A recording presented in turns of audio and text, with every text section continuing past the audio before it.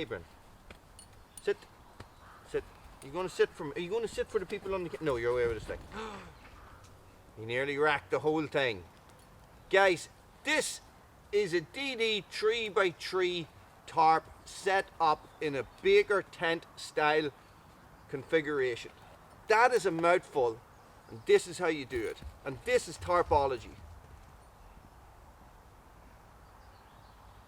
And you're a cooter. Yes, guys, the iconic baker tent, okay? We all know what they look like, alright? This is a 3x3 DD tarp, guys, and it and some rope is all you need, and a little bit of imagination is all you need to turn one of these into a baker tent type shelter. Let's get started. Guys, I have a ridgeline set up with some prussics on it with clips on them, guys, just to make this easier for the demonstration. This is not super expensive paracord or anything. These prussics actually came off. I bought a batch of ferro rods and the strikers are all tied, and that's what I used to make these prussics. Okay, so just a little bit of thinking outside the box is required for this one, but once we figure that out, we can get it done. Oh, you need 2 poles as well. Sorry, forgot about that. I'm going to get my tarp, and I'm going to arrange it with the ridgeline running along this way, following the ridgeline of following this ridgeline. Okay, what I'm going to do, guys, is this is the end of the ridge. Okay, I'm going to step in one and use this loop. I'm going to flip this on.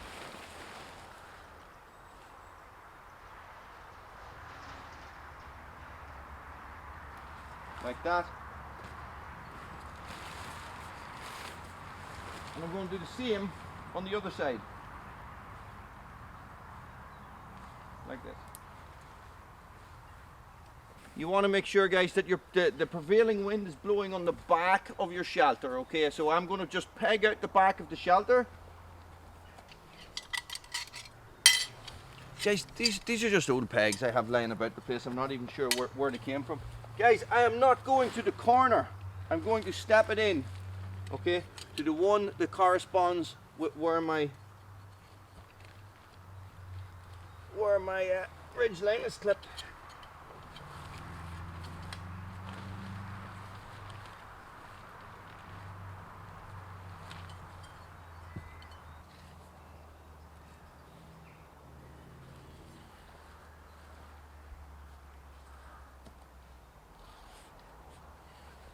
Don't worry about tension or anything like that. You'll have to go around and sort it all at the end anyway, guys. Okay. Guys, once again, I'm stepping in to here. Okay, I'm leaving this one down and I'm going to put a line on here. Okay, guys, nothing fancy. Couple of half hitches or around turn and a half hitch. Couple of half hitches will do it, you know, completely fine.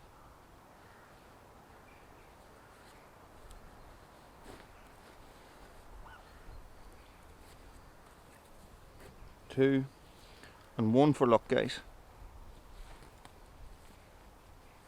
Once I have that done, what I'm going to do is I'm going to take my line. I'm going to get a pole, right? Nice big long pole. This is probably a little bit too long. Guys, I'm going to put a clove hitch in it. Okay, now you can tie the clove hitch on the pole if you want. Sometimes that's easier. But give yourself plenty of room. Make your clove hitch.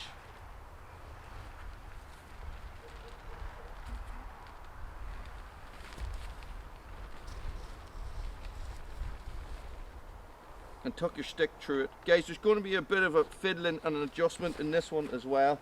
Okay, but pretty much this is what you're looking for, okay? Might even move that a little bit higher.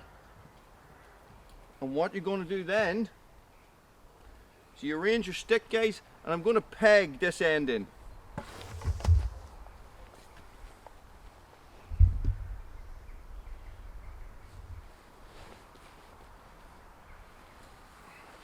So I find where my peg's going to go.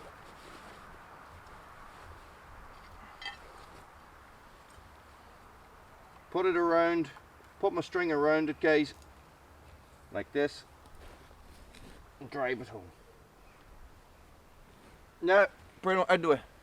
Now guys, if you really want to make it super secure, what you can do is you can let off the slack, and you can actually just put a little loop here in the rope, just a little overhand loop or anything like that, or if you're really fancy you can put a trucker's hitch in. Okay, I just find an overhand loop is just as good. Okay, just a little loop like this, guys, and all you're going to do is you're going to pull the tension like this, and you're going to put it through that loop and pull it back.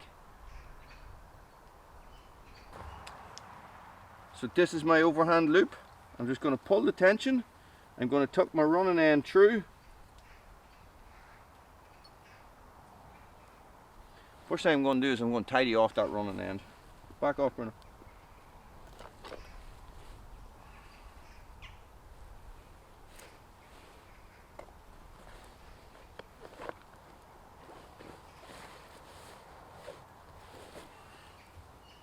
Away, away.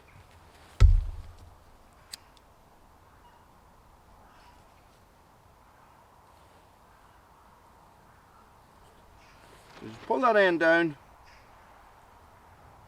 put this through like this. Okay, see, that's all you need. A little bit of tension, guys. Okay, and then all you do is you half hitch, and you can half hitch around the two. And if you need to keep the tension on, guys, just use your 2 fingers and pinch the rope right there. And the wind's picked up, Bruno. What do you think of that? What do you think of that? Okay, so this is the basics, guys, right? Okay, so what you can see is that you get an enclosed sleeping area, okay? And you can peg these down, guys, okay? And tie these off as well. Now, what you want to do is if it starts raining or the rain is getting really, really heavy, guys, you can change the pitch or the angle of your sticks. Okay, to make it tighter. Okay, also you tie these onto your poles as well. Okay, so I'll peg it down, guys, and I'll show you what it looks like when it's finished.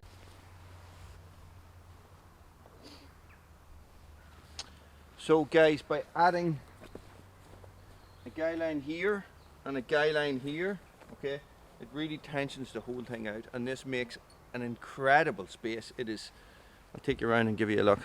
It really is a cool setup. Guys, it works on a lot of levels. It really, really does. You know, so if the weather's really, really bad, you can get back into the back. If not, you can stay out in the front. Guys, there's a lot of different ways to do this, and this is just something that I came up with. I don't even know if it is a thing, but this is a way that I like. Okay, now guys, all it needs is a little bit of imagination, a couple of extra pegs, and a little bit of rope, and that's pretty much it. Maybe not great for the people who are super tall, but I have slept out under this a fair few times in this configuration, guys, and I do like it. Heavy rain mightn't be the best. You might get pooling here, but guys, there's ways around that. You can fix that. So guys, that's a 3x3 DD tarp set up in a baker tent style. Thanks for watching. Stay frosty.